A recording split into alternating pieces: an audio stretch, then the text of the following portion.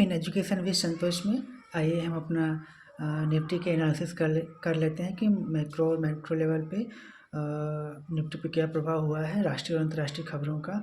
इसका हम डिस्कशन करते हैं। ठीक है, तो चलिए आज अपना वीडियो शुरू करते हैं। तो देखिए, सबसे पहले हमें बता देना चाहते हैं कि कल के वीडियो में मैंने क्लियरली मेंशन किया था कि निफ्टी आज साइडवेज बिहेव कर सकती है, राइट। तो कल का आप लोग वीडियो पहले ज़रूर देखिएगा कि मैंने ऐसा क्यों बोला था। ठीक है, तो आज लगभग देखिए मार्केट फ्लैट ही रहा। ठीक, बहुत खास मूवमेंट तो था नहीं इसमें, और जिसका एक मेन कारण है कि मार्केट का साइडवेज होने का कि अभी हमारी जो आरबीआई पॉलिसी आने वाली है, आरबीआई की मीटिंग आने वाली है, एक बहुत बड़ा रोल प्ले करने वाली है, राइट। क्योंकि ऐसा माना जा रहा है कि हो सकता है कि लगभग 0.25% का पॉइंट बेसिस का रेट कट हो सके। तो देखिए, मेरा जो खुद की एनालिसिस जो बता रही है ना कि आरबीआई को एक रेट कट कर देना चाहिए, राइट। क्योंकि इससे एक लिक्विडिटी का जो क्राइसिस चल रहा है वो मार्केट में लिक्विडिटी इनफ्लो हो जाएगी, और ठीक है, और हमारे जो बैंक्स जो डिपॉजिट्स इश्यूज जो फेस कर रहे हैं उसका भी एक सोल्यूशन निकल के सामने आएगा। और ये बात इन्फ्लेशन की, तो इन्फ्लेशन का जो हमारा सीपीआई इंडेक्स आता है और होलसेल इनका डेटा आ जाता है, वो सब तो मतलब ये शो कर रहे हैं कि जो हमारा इन्फ्लेशन हो वो डाउन जा रहा है, राइट। तो आरबीआई को एक रेट कर देना चाहिए फ़िलहाल में, और फिर उसके बाद देखते हैं कि क्या इसका इम्पैक्ट आता है, फिर वैसा एक्शन लेना चाहिए। और देखिए, जो हमारा देखा जा रहा है कि जो हमारे रुपीज़ का वैल्यू डिप्रिशिएट की जा रही है। आज भी रुपीज़ अपने ऑल टाइम लो पे आ गई, लगभग वही 87.55 पैसे, मतलब 87 रुपये और 55 पैसे का वैल्यू रह गया अगेंस्ट द $1। ठीक है, तो देखिए इसके पीछे का जो मेन कारण है ना, वो है हमारा जो ये फॉरेनर्स हैं, ठीक है, एफआईज हैं, उनका आउटफ्लो कंटिन्यूअस हो रहा है। तो जब तक उनका आउटफ्लो होता रहेगा, रुपीज़ का वैल्यू डिप्रिशिएट करता रहेगा। क्यों? क्योंकि जब वो अपना यहाँ से माल बेचेंगे, ठीक है, उसके अगेंस्ट तो वो क्या करेंगे, उसको रुपीज़ को डॉलर में कन्वर्ट कराएंगे, तो इससे डॉलर की डिमांड बढ़ जाएगी।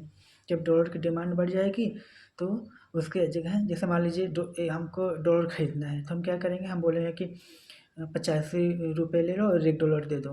लेकिन जब वहाँ ज़्यादा डॉलर की डिमांड आएगी तो कोई बोलेगा कि 87 ले लो, हमको $1 दे दो, कोई बोलेगा 88 ले लो, हमको $1 दे दो। तो ऐसे ऐसे रुपीज़ की वैल्यू क्या होती, कम होती जाती है, और डॉलर की जब डिमांड बढ़ेगा तो ऐसे ही रुपीज़ की वैल्यू गिरती है। मैंने सिंपल सी भाषा में समझाने की कोशिश की आप लोगों को। तो जब तक एफआईज की इनफ्लो नहीं आएगा डॉलर की, तो तब तक हमारा जो रुपीज़ की वैल्यू है डिप्रिशिएट करती रहेगी। तो अब एफआईज क्यों बेच रहे हैं, कब वापस इंडिया आएंगे, ये सब बहुत ही कंसर्न की बात है। ठीक है, ये क्योंकि देखिए हमारी जो जीडीपी है ना, पिछले वर्ष लगभग 8.2 के आसपास हम लोग बोल रहे थे कि जीडीपी ग्रोथ करेगी, की है कि 8.2 का, और करंट में क्या हो गया है, करंट में ऐसा देखा जा रहा है कि यह लगभग 6.3 के आसपास का जीडीपी हमारा ग्रोथ दिख रहा है। और ऐसा एंटिसिपेटेड है कि जो कमिंग फाइनेंशियल ईयर 25-26 का, इसमें हमारा जीडीपी ग्रोथ थोड़ा स्लो डाउन होने की ज़रूरत है। ज़रूरत तो नहीं है, स्लो डाउन होने की संभावनाएं हैं, राइट। तो देखिए, जब जीडीपी ग्रो नहीं करेगी तो फॉर एफआईज क्या करेंगे, इन्वेस्ट नहीं कर पाएंगे। तो बहुत सारे कंसर्न चल रहे हैं अभी हमारे, और बहुत कुछ हलचल चल रही है। तो अब देखते हैं कि कैसा बिहेव करता है, मॉनेटरी पॉलिसी क्या आती है। जैसे ही मॉनेटरी पॉलिसी आएगी, यदि आरबीआई ने रेट कट किया तो एक पॉजिटिव सेंटिमेंट होगा फॉर द मार्केट। ठीक है, फिर और अभी एक बूस्ट दिया गया है कि मिडिल क्लास को उनको टैक्सेशन में कमी करके, तो यदि ये भी कम होता है तो एक और बूस्ट मिल जाएगा, राइट। तो और इसके बाद में जो गवर्नमेंट ने पे कमीशन का अनाउंसमेंट किया था फॉर अपने कर्मचारियों के लिए, यदि पे कमीशन में कुछ अच्छा होता है तो तीसरी बूस्ट मिल जाएगी इकॉनमी के लिए। तो ये सब सारी पॉजिटिव संभावनाएं हैं हमारी इकॉनमी को एक स्ट्रांग होने के लिए, लेकिन सब में अभी थोड़ा वक्त है, ठीक है, रेस्ट टाइम है। लेकिन फॉर द मूवमेंट हमें क्या करना चाहिए, फॉर द मूवमेंट मार्केट ऐसे बिहेव करेगा और उसी के अकॉर्डिंग अपना प्लान कर सकते हैं। लेकिन एक और अच्छी चीज़ें इन सब के बीच में हो सकती हैं कि जब कंपनी इकॉनमी थोड़ी ख़राब होती है ना, और ये कंपनी रिजल्ट्स परफॉर्म नहीं करती हैं, तो ये अच्छी अच्छी कंपनियाँ पिक करने के लिए एक बहुत अच्छा टाइम होता है, राइट। तो लेकिन समय तो अच्छा होता है, लेकिन जब एक पागलपंती के बुल रन चलता है तो सभी लोग इन्वेस्ट करके अपने पैसे, अब उनके पास पैसे ही नहीं रहते हैं कि जब राइट टाइम आए तो उसमें इन्वेस्ट कर सकें। तो जैसे अभी राइट टाइम आ रहा है, आने वाला है, तो शायद ही कुछ लोगों के पास पैसे होंगे, लेकिन जो एक्सपीरियंस लोग होते हैं ना, उनके पास पैसे ज़रूर होते हैं। जिन्होंने मार्केट का बुल रन और बेयर दोनों देखा होता है, वो समझते हैं कब इन्वेस्ट करना है कब नहीं। और जो नए लोग आते हैं तो वो जब देखते हैं कि कैंडल ग्रीन बन गई तो इन्वेस्ट कर देते हैं, जबकि जो एक्सपीरियंस लोग होते हैं जब कैंडल रेड बनती है तब वो इन्वेस्ट करते हैं। तो ये सब मार्केट के एक्सपीरियंस की बातें हैं, तो चलती रहेंगी। और जैसे जैसे समय बीतते रहेगा हम और आप सीखते रहेंगे, और एक्सपीरियंस काफ़ी कुछ मायने रखता है, राइट। तो देखते हैं ये कैसा परफॉर्मेंस करता है, लेकिन मार्केट तो अभी फिलहाल ठंडा है, क्योंकि आज सारे इंडेक्सेस ऑलमोस्ट फ्लैट थे। सिर्फ ऑयल और नेचुरल गैस के थोड़े प्राइस शूट कर रहे थे। क्यों? क्योंकि आज कच्चे तेल क्रूड ऑयल जो था वो थोड़ा सस्ता हुआ था। जब क्रूड ऑयल सस्ता होगा तो हमारी जो कंपनी है उनको सस्ती तेल मिलेंगे, और उसको रिफाइनरी करके उनका प्रॉफिट मार्जिन बढ़ जाएगा। ठीक है, तो जिसकी वजह से आज उनमें थोड़ी बहुत तेज़ी देखने को मिली थी, और बाकी तो सारी फ्लैट ही चल रही हैं। और एक और न्यूज़ आ रही है कि बंगाल में रिलायंस अपना एक इन्वेस्टमेंट प्लान बना रहा है कि वो रिटेल और डिजिटलाइजेशन पे और वहाँ के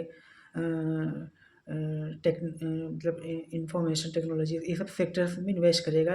वह आने वाले कुछ सालों में 50,000 करोड़ का निवेश करेगा, राइट। तो देखिए ये हम बात इसलिए बता रहे हैं क्योंकि जब कोई भी कंपनी मैच्योर फेस में जाती है ना, मैच्योर फेस मतलब कंपनी के कई फेस होते हैं। पहले वो निस्सेंट फेस में होता है, ठीक है, इसको प्राइमरी स्टेज बोलते हैं। फिर ग्रोथ दिखाती है, दूसरा फेस हो गया। तीसरा फेस मैच्योरिटी होती है, और चौथा फेस क्या होता है, वो डिक्लाइन फेस होता है। तो जब कंपनी तीसरी स्टेज में जाती है, मैच्योर फेस में जाती है, तो वहाँ से कंपनी को चूज करना होता है कि उसके आगे वो क्या करे। ठीक है, उसके आगे यदि वो कुछ नहीं करती है तो मैच्योर से डिक्लाइन फेस की तरफ चली जाएगी।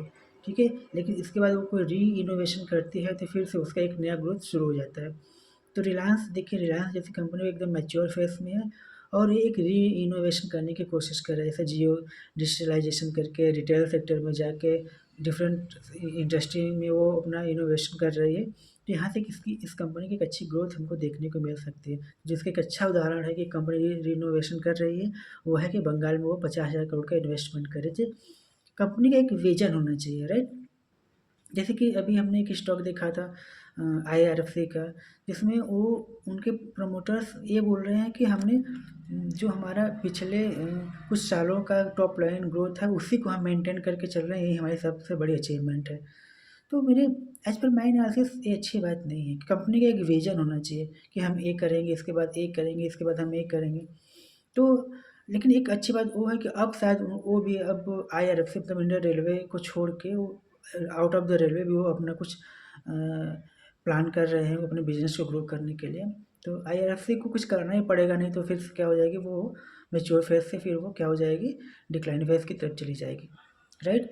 तो जैसा कि हम इकोनॉमिक्स में पढ़ते हैं, अकाउंटिंग में पढ़ते हैं कि business is the going concern. तो गोइंग कंसर्न करने के लिए उसको रीनोवेशन करना ही पड़ेगा, ठीक है, नई चीज़ें नई तकनीकी एडॉप्ट करना ही पड़ेगा, तभी कंपनियां सस्टेन कर पाएंगी। नहीं तो फिर तो फिर अगर डिक्लाइन फेस में गई तो जैसा होगा वैसा सभी लोग जानते ही हैं, राइट। और देखिए जो डीप सीक चल रहा था ना, उसके बारे में भी हमारे फाइनेंस मिनिस्ट्री ने बोल दिया है कि अपने ऑफिशियल्स में डीप सीक और चैट जीपीटी जैसे AI का यूज ना करें। ठीक है, इससे हमारी क्या होगी, प्राइवेसी लीक होगी। तो ये बंद होना भी चाहिए। मैंने पहले भी बोला था कि ये सब, क्योंकि इंडिया की देखिए 140 करोड़ पॉपुलेशन है, आप मैन पावर की यूटिलाइज करो ना। ठीक है, आप मैन पावर, हाँ ये बात सही कि यदि हम AI को अडॉप्ट नहीं करेंगे, तो हम टेक्नोलॉजी को अडॉप्ट नहीं करेंगे तो हम पीछे छूट जाएंगे। तो हमको दोनों में बैलेंस लेके चलना पड़ेगा। हमने अपने पॉपुलेशन को भी यूटिलाइज करना है, और हमें वर्ल्ड से फेस टू फेस टक्कर भी देना है। दोनों में कॉम्बिनेशन करके, ऐसा नहीं कि हम सब कुछ AI पे डाल देते हैं और अपने लोग अपने पॉपुलेशन अपने सिटीजन्स को अनएम्प्लॉयमेंट की तरफ झोंक दें। तो ऐसा हमें नहीं करना चाहिए, हमको दोनों में बैलेंस लेके चलना चाहिए। और जैसा हमारे फाइनेंस मिनिस्टर ने बोला था कि हम चैट जीपीटी और डीपसीक को भी बैन कर रहे हैं, तो ये एक अच्छा कदम है, ठीक है। और बाकी हमारी IT कंपनी है, उनको खुद एक अपना AI मॉड्यूल लाना चाहिए, ठीक है, कुछ इनोवेशन करना चाहिए इसमें। और फिलहाल कुछ तो चल नहीं रहा है। और जो दिल्ली में इलेक्शंस चले उसके एग्जिट पोल आ गए हैं। तो देखिए, एग्जिट पोल का कुछ खास मतलब नहीं होता है। एग्जिट पोल का सिर्फ मतलब होता है कि वो मार्केट में उठा-पटक करे, ठीक है? और शायद वो भी आज करने में विफल रहा।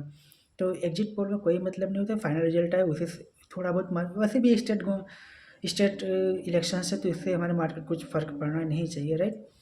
तो ठीक है, अब है तो है, आएगा तो देखेंगे जैसा उसका होगा, लेकिन मेरे हिसाब से उससे कोई प्रभाव नहीं होना चाहिए, ठीक है? और तो कुछ था नहीं। और एक चीज़ और बहुत ही ज़ोरदार तरीके से मार्केट में चल रही है कि जो सोना की खरीदारी है ना, सोने के जो दाम है वो लगातार तेज़ी से भागते जा रहे हैं। लगभग 8-9 हज़ार रुपये सोना बढ़ गया है 36 दिन में। मतलब लगभग 1 महीने में सोना का दाम 8 से 9 हज़ार रुपये बढ़ गया है। और ऐसा बोला जा रहा है कि लगभग 802 टन लोगों ने सोना खरीद लिए हैं इंडियंस ने।